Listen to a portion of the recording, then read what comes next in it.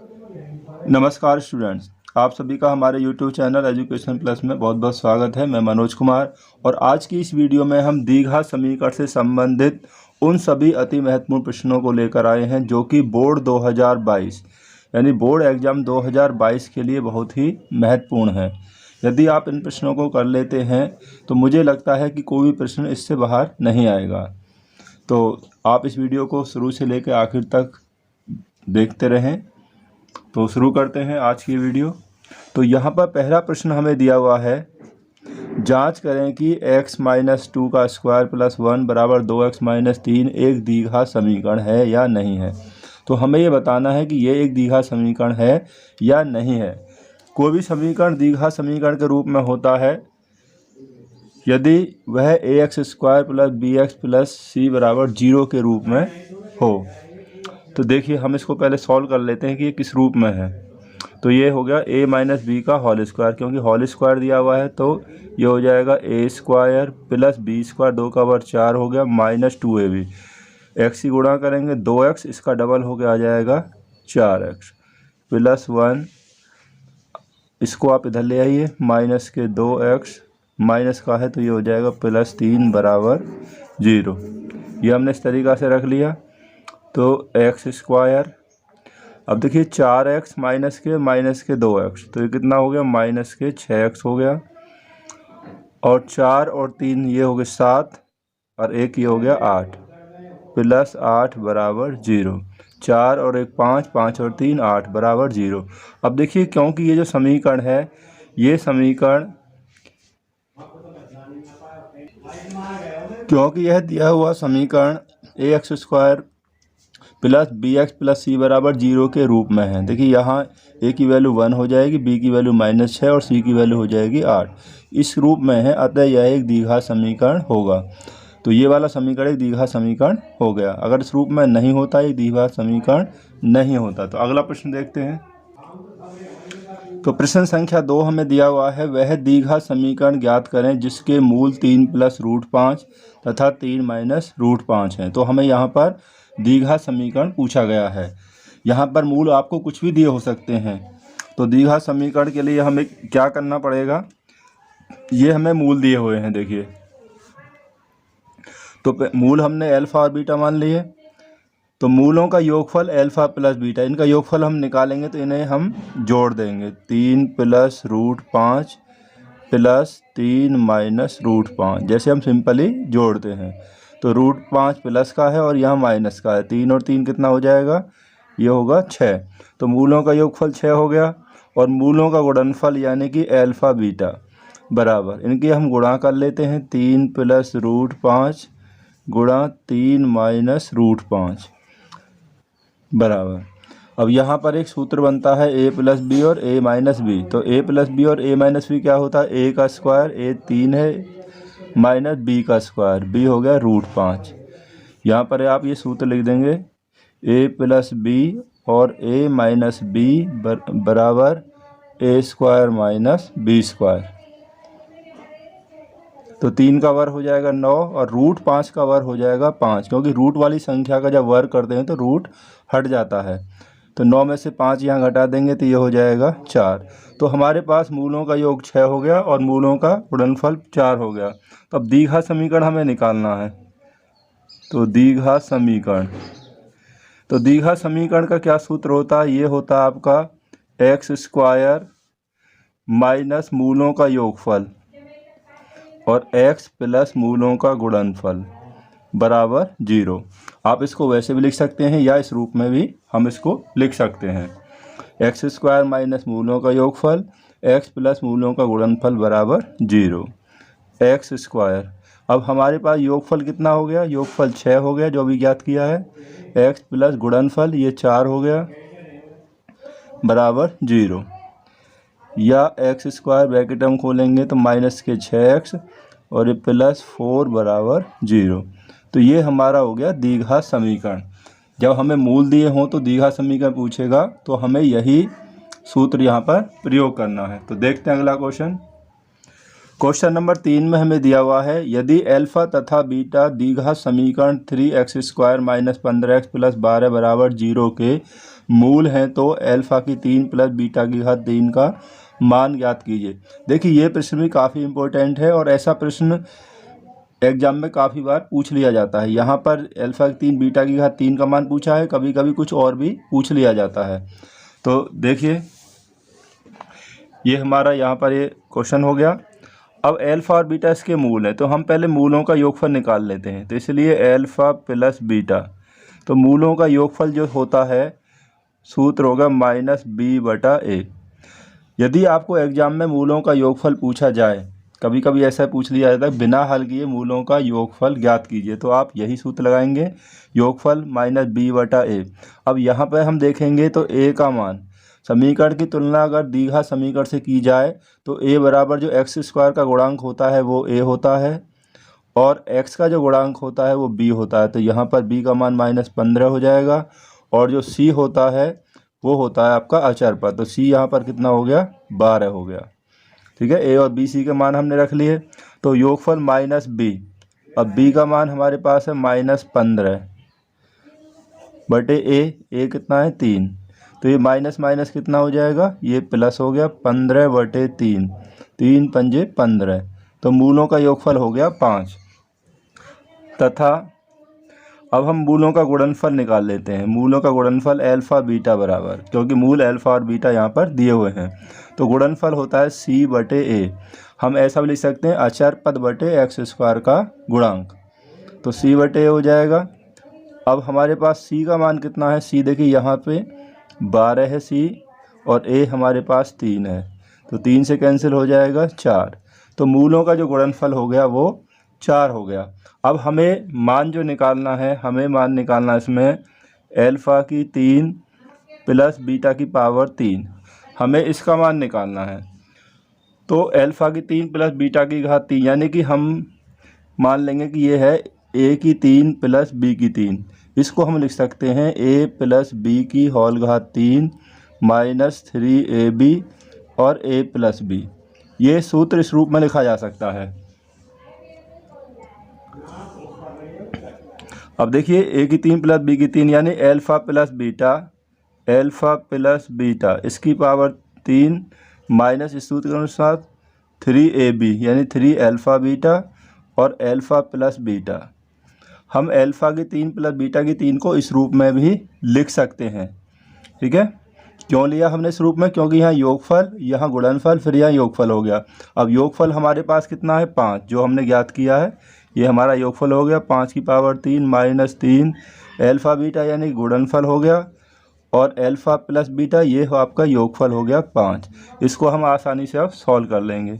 5 की घात 3 कितना होता है 125 माइनस यहाँ हो गया 5 3 15, 15 गुणा 4 ये हो गया 60। अब 125 में से हम 60 घटाएंगे तो बच जाएगा 65, तो इसका मान ये हो गया। यदि कभी कभी हमें ऐसा पूछ लिया जाता है कि alpha square beta plus beta square alpha इसका मान बताइए, तो ऐसे में आप क्या करेंगे, अल्फ़ा बीटा कॉमन हो जाएगा यहाँ पर, तो हमारे पास अल्फ़ा प्लस बीटा बच जाएगा, तो ये योगफल हो जाएगा और ये आपका गुणनफल हो जाएगा। यदि आपसे और पूछा जाए कि alpha square plus beta square और प्लस अल्फ़ा बीटा ये पूछा जाए, तो आप लिख सकते हैं इसको आप लिख सकते हैं अल्फ़ा प्लस बीटा का होल स्क्वायर और यहाँ पर अल्फ़ा प्लस बीटा का होल स्क्वायर हो जाएगा माइनस अल्फ़ा बीटा, इसको ऐसे भी लिखा जा सकता है। तो यहाँ योगफल हो जाएगा, ये आपका गुणनफल हो जाएगा। तो अगला क्वेश्चन देखते हैं, क्वेश्चन नंबर 4। देखिए क्वेश्चन नंबर 4 में हमें दिया हुआ है 2 क्रमागत सम संख्याओं का योगफल 340 है। 2 क्रमागत सम संख्याओं ये के वर्गों का, ये देखिए थोड़ा गलत हो गया, वर्गों का, के वर्गों का योगफल 340 है, संख्याएं ज्ञात कीजिए। कभी कभी हमें सम संख्याओं की जगह विषम संख्याओं के वर्गों का योगफल भी पूछ लिया जाता है। तो यहाँ सम संख्याओं की बात कर रहा है तो हम सम संख्याएं लेंगे।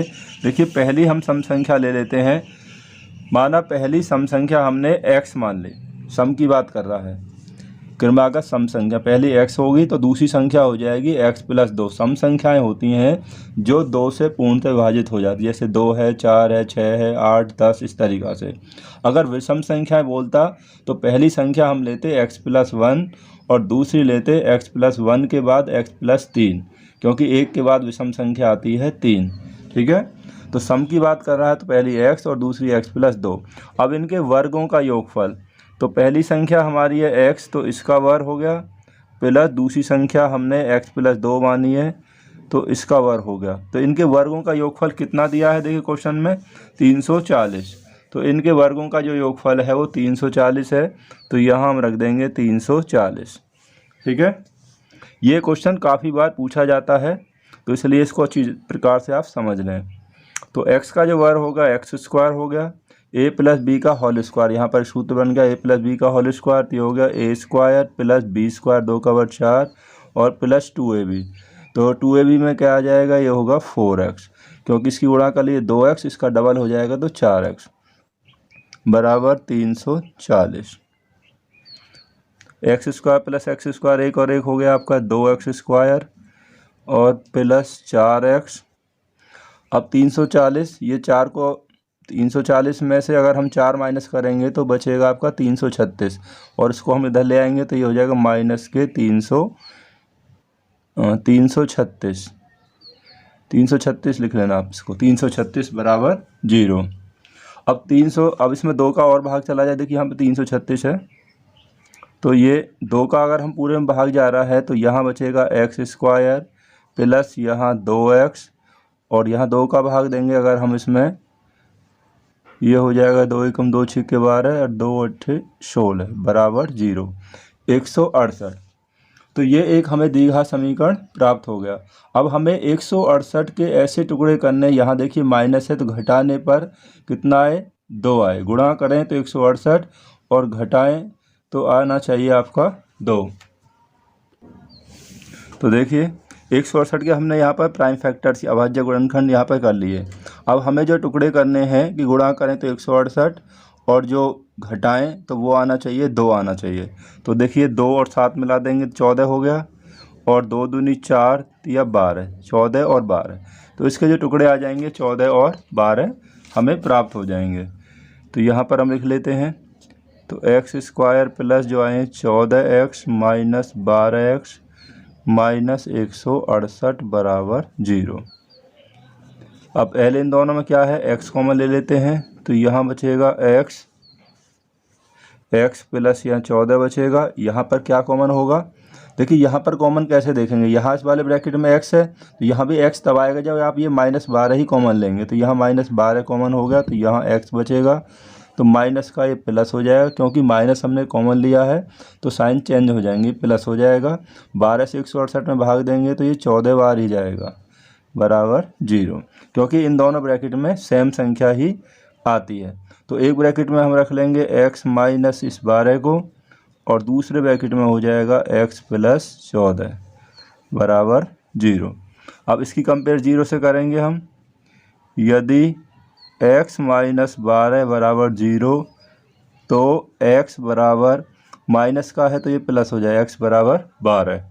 अब हम इसकी कंपेयर करेंगे, तुलना करेंगे 0 से, और यदि x प्लस 14 बराबर 0 तो x बराबर, क्योंकि ये प्लस का है तो ये हो जाएगा माइनस का, तो माइनस वाली संख्या नहीं है, वो हमें सम संख्या और धनात्मक संख्या लेनी है, तो माइनस वाली को छोड़ देंगे। तो x का मान 12 है तो पहली संख्या जो हो जाएगी वो 12 हो जाएगी, और दूसरी संख्या x प्लस 2 ली है तो 12 और 2 कितना हो जाएगा, 14। तो संख्या होगी 12 और 14। अब हम इस क्वेश्चन की जांच भी कर सकते हैं कि हमारा जो प्रश्न है वो सही है या गलत जो हमने किया है। देखिए कैसे कर सकते हैं, संख्या हमारी पहली 12 है तो 12 का वर्ग कीजिए, और दूसरी संख्या हमारी 14 है तो 14 का वर्ग कीजिए, तो जोड़ कर ये 340 ही आना चाहिए। तो 12 का वर्ग करेंगे 144, और 14 का वर्ग करेंगे तो होगा 196 यानी 196। इनको अगर हम दोनों को जोड़ेंगे तो ये 340 ही होगा, और वही हमें क्वेश्चन में दिया है। अगर 340 नहीं आता है समझ लीजिए हमारा प्रश्न गलत है। तो एग्जाम में आप तुरंत ही अपने प्रश्न की जाँच कर सकते हैं उत्तर की सही है या गलत है। क्वेश्चन नंबर 5, प्रश्न संख्या 5 में हमें दिया हुआ है द्विघात समीकरण √2x² + 7x + 5 √2 बराबर 0 के मूल ज्ञात कीजिए। देखिए मूल, यहाँ पर मूल पूछा हुआ है, या गुणनखंड विधि लिखा हो या किसी विधि से पूछ सकता है। यहाँ कोई विधि नहीं है तो हम इसको सामान्य गुणनखंड विधि द्वारा इसके मूल ज्ञात कर सकते हैं। यहाँ हमने रूट वाली संख्या इसलिए ली है क्योंकि रूट वाली संख्या काफ़ी पूछ ली जाती है। तो देखिए ये हमारा प्रश्न हो गया। अब हमें इसके मूल ज्ञात करने हैं। देखिए कैसे करने हैं। अब यहाँ पर कोई संख्या दी हुई है तो इसकी और लास्ट वाली संख्या, इन दोनों की पहले आप गुणा कर लीजिए। अब गुणा करने पर जो आएगा यहाँ पर लिखिए, तो √2 की √2 में करेंगे 2 हो गया, 2 गुणा 5 हो जाएगा, हमारे पास 10 हो गया। अब हमें 10 के ऐसे टुकड़े करें, गुणा करें तो 10 आए, और ये वाला चिन्ह देखिए, ये वाला यहाँ प्लस है तो जोड़कर कितना आना चाहिए, 7 आना चाहिए। 10 के ऐसे टुकड़े करने हैं, जोड़कर 7 आए और गुणा करें 10, तो 5 दूनी 10, 5 और 2 आ जाएंगे। तो यहाँ पर हम उनको लिख लेते हैं 2x² + 5x + 2x और प्लस 5 √2 बराबर 0। अब हम इसको सामान्य कॉमन ले लेंगे। इसमें पहले इन दोनों में कॉमन क्या है, देखिए इन दोनों में यहाँ √2 है, यहाँ 5 है, तो यहाँ केवल x कॉमन आएगा क्योंकि डिजिट में तो कोई कॉमन नहीं है, तो यहाँ x कॉमन आएगा। तो यहाँ बचेगा आपका √2x और प्लस यहाँ पे बचे गया आपका 5 बच गया। अब इसमें क्या कॉमन आएगा, इसमें देखिए यहाँ प्लस है तो ये वाली प्लस से शुरू है तो प्लस ही होगा। अब इसमें कॉमन हो जाएगा √2, क्योंकि 2 को हम लिख सकते हैं, 2 का मतलब होता है √2 गुणा √2। अब √2 यहाँ भी आया है, यहाँ भी है, तो यही आपका कॉमन हो जाएगा। तो √2 हमने कॉमन लिया, तो यहाँ पर 2 को अगर हम भाग देंगे √2 से तो 1 कट जाएगा, 1 बच जाएगा, तो यहाँ बचेगा आपका √2x और प्लस √2 से ये √2 कैंसिल हो जाएगा, यहाँ बचेगा आपका 5 बराबर 0। तो देखिए एक ब्रैकेट में ये दोनों ब्रैकेट सेम है, तो यहाँ पर हम ले लेंगे √2x + 5 और दूसरे में हो जाएगा आप x + √2 बराबर 0। अब इसकी कंपेयर 0 से करेंगे हम।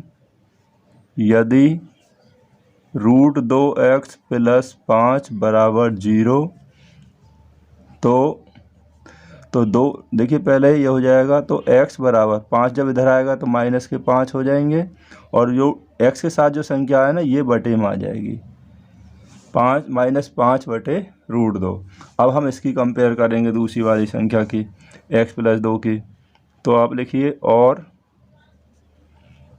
यदि x + √2 बराबर 0 तो x बराबर, ये प्लस का है तो हो जाएगा माइनस के √2।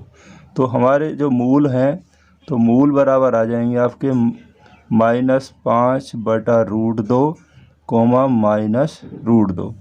तो ये हमारे मूल हो जाएंगे। तो देखते हैं अगला प्रश्न। प्रश्न संख्या 6 हमें दिया हुआ है यदि समीकरण 2x² - 8x, यहाँ 8 है, 8x + 2c बराबर 0 के मूल समान हैं तो c का मान ज्ञात कीजिए। देखिए यहाँ समीकरण के मूल समान दिए हुए हैं। जब समीकरण के मूल समान होते हैं तो हम लगाते हैं b² - 4ac बराबर 0। तो ये हमारा समीकरण है। यदि इस समीकरण की तुलना द्विघात समीकरण की हम से कंपेयर करेंगे, तुलना करेंगे, तो a बराबर x² गुणांक 2 हो जाएगा, और b बराबर ये होगा x का गुणांक कितना है, -8 है, जो भी चिन्ह वो ही लेना है, और c हो जाएगा अचर पद, यानी कितना है 2c। ये हो गया 2c।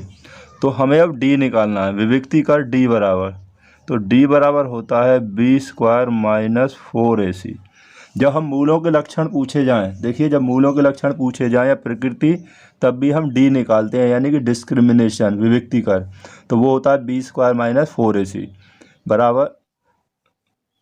अब यहाँ देखिए, अब b का मान कितना, -8, तो -8 का वर्ग 4a, a का मान 2 हो गया, और c का मान हो गया, c का जो मान है वो हमारे पास 2c दिया हुआ है।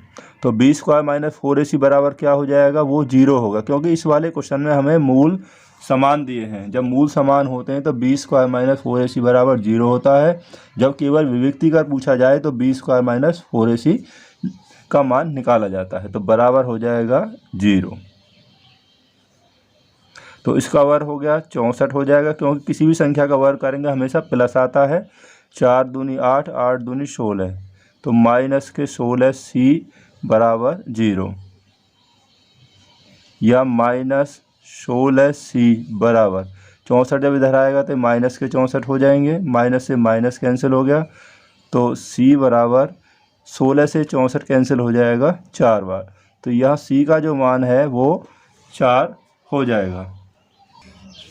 क्वेश्चन नंबर 7 में दिया हुआ है द्विघाती सूत्र के प्रयोग से, द्विघाती सूत्र यानी कि श्रीधराचार्य सूत्र के प्रयोग से इसका मूल ज्ञात कीजिए। जो हमें समीकरण दिया हुआ है इसके हमें मूल ज्ञात करने हैं। अगर आपको द्विघाती सूत्र दिया है तो उसी से करना है, या आपको पूर्णवर्ग विधि द्वारा पूछ सकता है, या आपको केवल इसके मूल पूछ सकता है कि मूल ज्ञात कीजिए। तो हम इस प्रश्न को करते हैं। तो ये हमारा प्रश्न हो गया। देखिए, पहले हम इसको थोड़ा सॉल्व कर लेते हैं, इसके बाद जो भी सूत्र पूछा है उससे हम इसको करेंगे।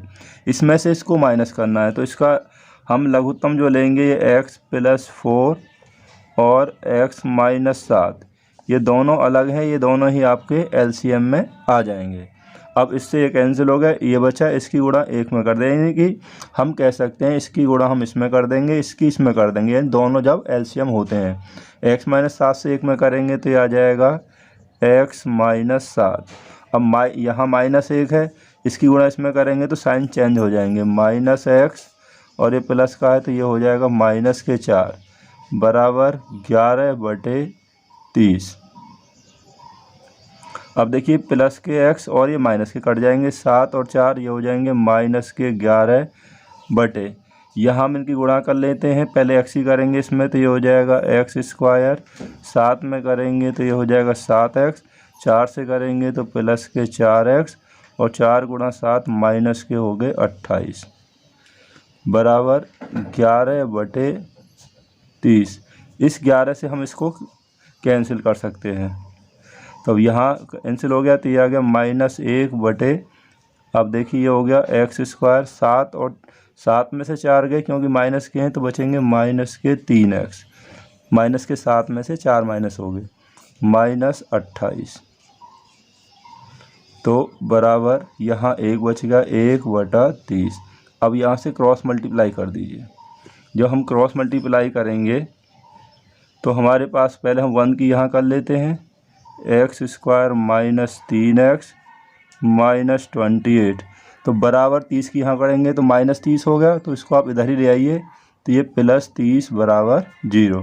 देखिए 30 के यहाँ गुणा करेंगे तो आता है -30 बराबर -30, को हम इधर ले आए तो प्लस हो गया। इस तरीक़ा से हमने इसको कर लिया, तो x² - 3x, 30 में से माइनस के 28 हो जाएंगे, तो बचेगा कितना आपके पास +2 बराबर 0। ये हमें एक द्विघात समीकरण प्राप्त हो गया। अगर हम इसको अब गुणनखंड विधि द्वारा करते हैं तो 2 के टुकड़े ऐसे करने हैं कि जोड़कर 3 आ जाए, तो 2 एकम 2 हो जाएगा। हमें पूछा है द्विघाती सूत्र यानी कि श्रीधराचार्य सूत्र द्वारा, तो हम श्रीधराचार्य सूत्र से करेंगे। जहाँ अब यहाँ पे हमें क्या है, यहाँ a बराबर x² गुणांक 1 है, b बराबर x का गुणांक -3 हो गया, और c बराबर हमारे पास आ गया 2। तो अब हम लिख देंगे द्विघाती सूत्र या श्रीधराचार्य सूत्र से। वो एक ही बात है, या द्विघाती लिखा हो या श्रीधराचार्य सूत्र लिखा हो। तो इससे क्या होता है कि x बराबर -b प्लस -√b² - 4ac/2a, ये इसका सूत्र होता है। तो x बराबर, अब b का मान हमारे पास -3 है, ये भी -3 है, तो -3 प्लस -b² यानी कि -3 का वर्ग -4a, a का मान 1 हो गया और c 2 हो गया बटे 2a, 2 × a। इन सभी के हमने मान रख दिए, तो ये हो जाएगा, या माइनस माइनस प्लस हो गया, प्लस माइनस, अब देखिए यहाँ कितना हो जाएगा, √3 का वर्ग करेंगे तो 9 हो जाएगा, माइनस का वर्ग करें तो प्लस ही होगा, 4 दूनी या माइनस के 8 हो जाएंगे बटे 2, तो बराबर 3 प्लस माइनस 9 में से 1 गया, 9 में से 8 गया तो बचेगा 1, 1 का वर्गमूल कितना हो जाएगा, 1 ही होगा बटे 2। देखिए 9 में से 8 गया 1 और 1 का हमें स्क्वायर रूट लेना वर्गमूल, तो 1 का 1 हो जाएगा। तो हमारे पास हो गया x बराबर 3 प्लस माइनस 1 बटा 2।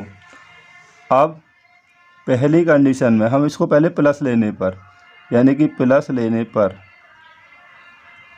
क्योंकि यहाँ पे प्लस का है, प्लस और माइनस है तो एक बार प्लस में लेंगे, तो हमारे पास जो मान हो गया x बराबर हो जाएगा 3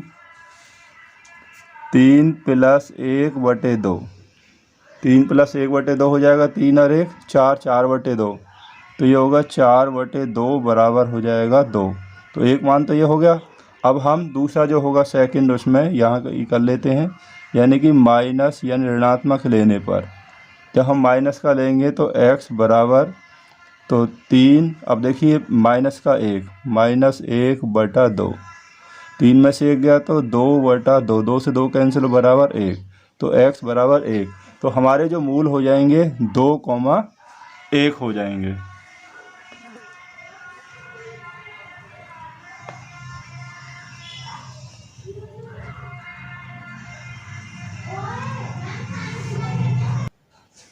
क्वेश्चन नंबर 8 काफ़ी इम्पोर्टेंट क्वेश्चन है और लगभग ये 6 नंबर का प्रश्न है। ये 6 नंबर में ही पूछा जाता है, तो आप इसको ध्यान से देख लें। एक आयताकार खेत का विकर्ण उसकी छोटी भुजा से, यानी खेत आयताकार, उसकी छोटी भुजा का मतलब हो गया चौड़ाई, 60 मीटर अधिक लंबा है। यदि बड़ी भुजा का मतलब होगा यहाँ पर, क्योंकि आयत में 2 भुजाएं लंबाई और चौड़ाई होती हैं, तो ये आपकी लंबाई होगी। छोटी भुजा से यानी कि उसकी चौड़ाई से 30 मीटर अधिक है, तो खेत की भुजाएं ज्ञात कीजिए।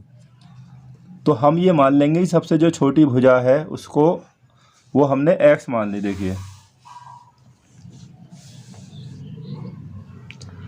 हमने मान लिया कि आयताकार खेत की जो सबसे छोटी भुजा है यानी कि चौड़ाई, वो हमने x मीटर मान ली। अब इसका जो विकर्ण है, देखिए विकर्ण इसमें लिखा हुआ है छोटी भुजा से 60 मीटर अधिक लंबा है, तो विकर्ण जो हो जाएगा खेत का विकर्ण, तो इसका जो विकर्ण होगा वो छोटी भुजा से 60 अधिक है, तो छोटी भुजा x है तो x प्लस 60 मीटर हो जाएगा। और जो बड़ी भुजा, खेत की जो बड़ी भुजा है यानी कि जिसको हम बोलेंगे लंबाई, जो लंबाई होगी वो लिखिए छोटी भुजा से 30 मीटर अधिक है। अब छोटी भुजा हमारी x है यानी कि चौड़ाई, उससे 30 अधिक है, तो ये हो जाएगा x प्लस 30 मीटर। ठीक है, जैसा क्वेश्चन में लिखा है हमने वैसा ही कर दिया, क्योंकि खेत हमारा आयताकार है, क्योंकि आयत में, अब आयत में क्या होता है कि लंबाई का वर्ग प्लस चौड़ाई का वर्ग, लंबाई का वर्ग प्लस चौड़ाई का वर्ग बराबर होता है विकर्ण के वर्ग के बराबर, विकर्ण का वर्ग। तो आपको ये सूत्र ध्यान रखना है कि आयत में लंबाई का वर्ग प्लस चौड़ाई का वर्ग जो होता है वो विकर्ण के वर्ग के बराबर होता है। अब लंबाई हमारी x प्लस 30 है, तो x प्लस 30 का वर्ग प्लस चौड़ाई x है तो x का वर्ग बराबर विकर्ण है x प्लस 60, तो ये इसके वर्ग के बराबर होगा। ठीक है, तो आपको ध्यान रखना कि आयत में क्या होता है, लंबाई का वर्ग प्लस चौड़ाई का वर्ग बराबर होता है विकर्ण के वर्ग के बराबर। अब यहाँ एक सूत्र बन गया, आइडेंटिटी बन गई a प्लस बी का होल स्क्वायर, तो इसी सूत्र से हम इसको खोलेंगे, तो a प्लस बी का स्क्वायर जो हो जाएगा वो होगा a स्क्वायर, a पहली संख्या, b दूसरी जो 30 है, a square plus b square, तो 30 का वर्ग यानी 3 का वर्ग कीजिए आप, 9 हो गया, और 1 0 तो 2 आ जाएंगी, प्लस 2ab, 30 की गुणा करेंगे 30x, 30x का डबल हो जाएगा 60x, 2ab में 60x हो गया, ये आपका x स्क्वायर ही है। अब यहाँ हम इसको भी a प्लस बी का होल स्क्वायर, तो ये भी ऐसे होगा a square plus B square, 6 का वर्ग कितना हो जाएगा 36, 1 0 है तो वर्ग करने पर 2 आ जाएंगी, और प्लस 2ab, देखिए गुणा करेंगे 60x का 2 हो जाएगा 2 गुना 120x, a square b square plus 2ab।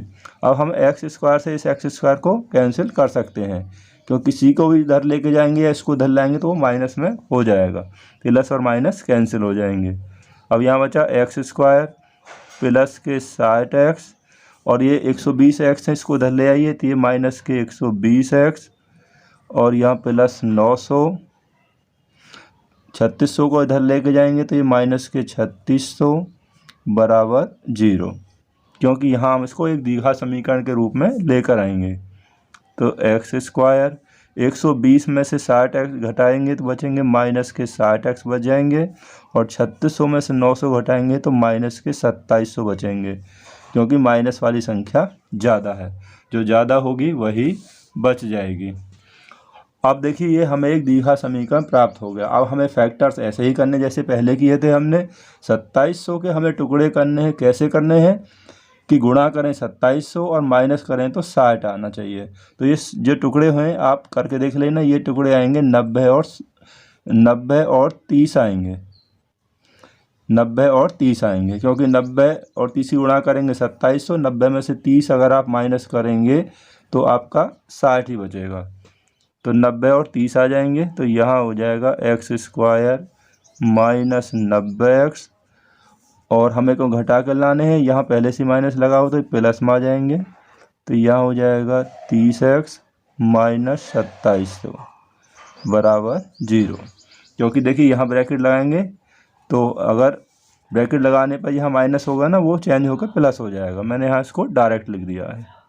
अब पहले इन दोनों में कॉमन क्या आ गया, यहाँ पर x कॉमन है तो यहाँ बचेगा x माइनस 90 और इन दोनों में क्या कॉमन है, देखिए ये संख्या प्लस से शुरू हुई तो प्लस का ही कॉमन आएगा।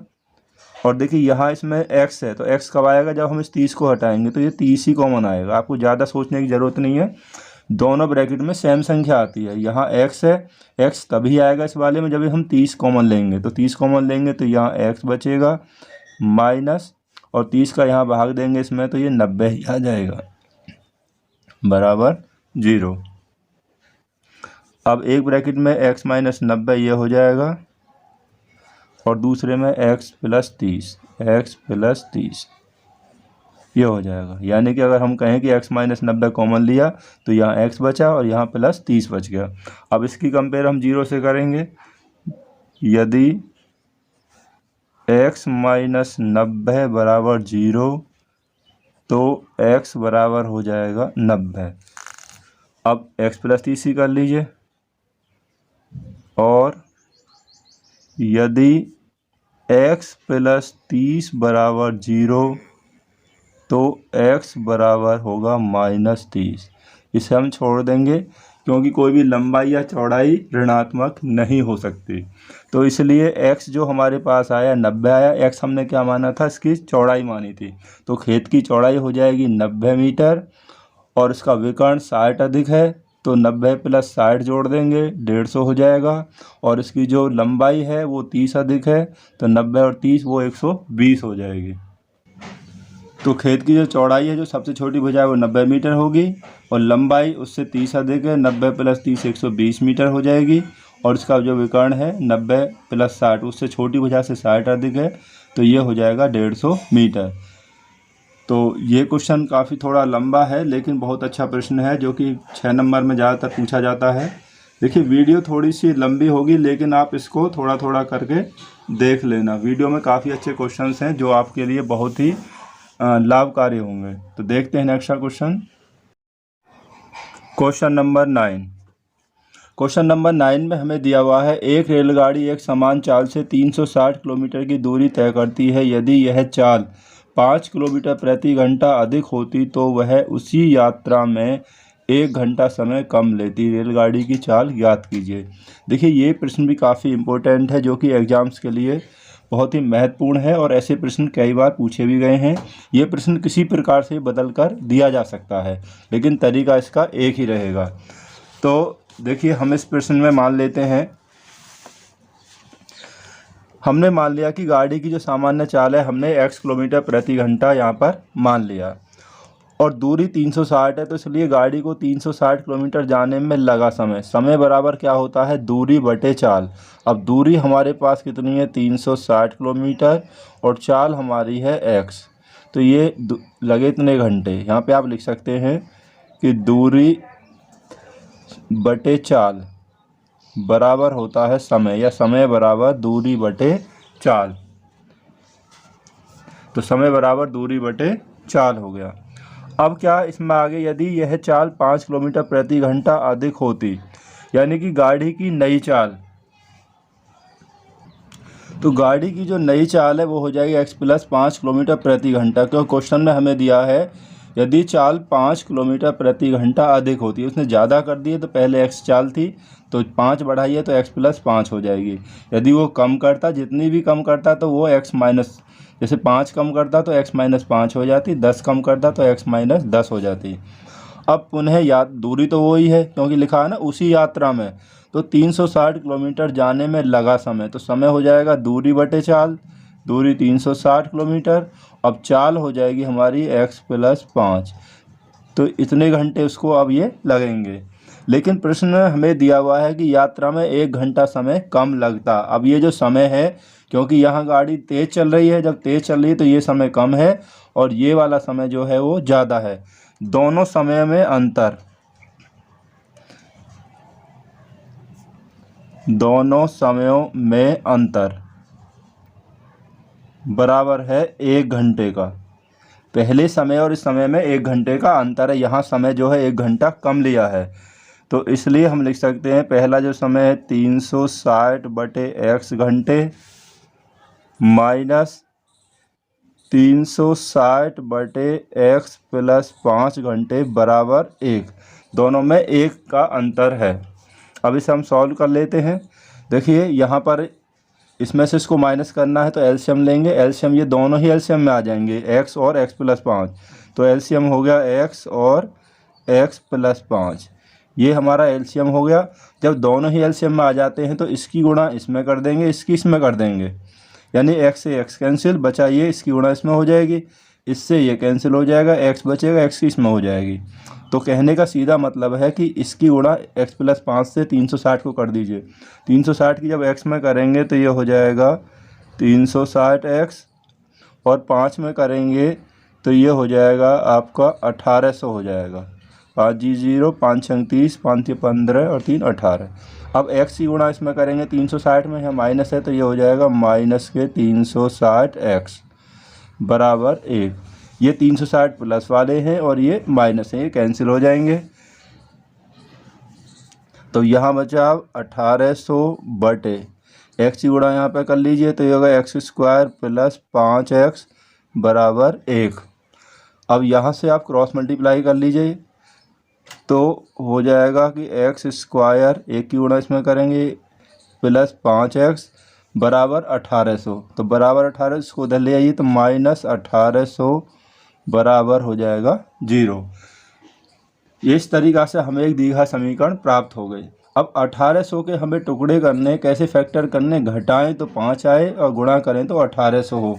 देखिए ये है हमारे 1800 के, हमने यहाँ पर अभाज्य गुणनखंड कर लिए। तो घटाने पर हमें कितना लाना है, हमें लाना है 5, तो हम इसको ये फैक्टर इनको मिला लेंगे, 2 दूनी 4 दूनी 8 और 8 पंजे 40, और ये 3 तिया 9 और 9 पंजे 45, तो 45 और 40, 45 और 40 हमारे ये गुणनखंड हो जाएंगे। इस तरीक़ा से मिलाने पड़ते हैं, 2 दूनी 4 दूनी 8 और 8 पंजे 40 और 3 तिया 9 पंजे 45। इस तरीक़ा से इसके जो गुणनखंड हो गए वो 45 और 40 हो गए। वो हम लिख देंगे 45 बड़ी संख्या पहले लिखी जाएगी, माइनस 40x माइनस 1800 बराबर 0। पहले इन दोनों में क्या कॉमन है, यहाँ पर जब कोई संख्या नहीं है तो यही आपका x कॉमन आ जाएगा, x स्क्वायर में से x बचेगा प्लस यहाँ 45 बच गए। अब इसमें क्या कॉमन आएगा, देखिए यहाँ माइनस से शुरू है तो माइनस ही कॉमन आएगा। यहाँ पर x है, x तभी बचेगा जब हम ये 40 कॉमन लेंगे, यानी कि माइनस के 40 कॉमन हो जाएगा यहाँ पर, तो यहाँ x बचेगा, माइनस का यहाँ प्लस हो जाएगा क्योंकि आपने माइनस कॉमन लिया है, 40 से भाग देंगे तो ये 45 बार ही जाएगा।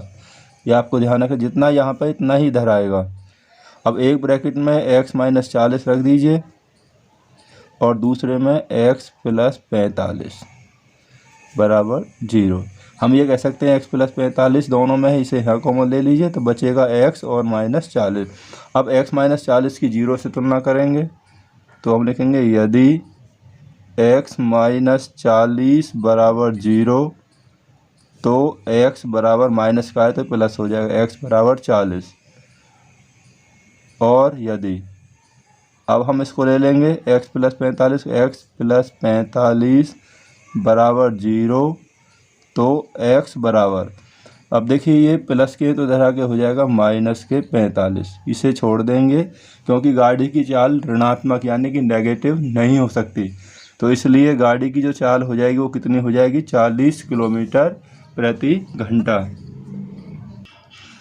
तो गाड़ी की जो सामान्य चाल है वो हो जाएगी 40 किलोमीटर प्रति घंटा। देखिए आप अपने प्रश्न की जांच वहीं पर कर सकते हैं एग्जाम में ही, बस आपको मुश्किल से 1 मिनट भी नहीं लगेगा। देखिए कैसे करेंगे, हमारे पास दूरी है कितनी 360, गाड़ी की चाल हमारी आ गई 40, तो समय हम निकालेंगे, समय बराबर दूरी बटे चाल, तो ये हो जाएगा 9 घंटे लगेंगे गाड़ी को। अब गाड़ी की जो चाल हमने 40 की जगह कितनी कर दी, अब कर दी 45 क्योंकि 5 बढ़ा दिया है। तो अब 360 में 45 का भाग दीजिए, 45 से भाग देंगे तो ये लगेंगे उसको 8 घंटे। पहले 9 घंटे लगते थे, अब 8 घंटे लगे हैं।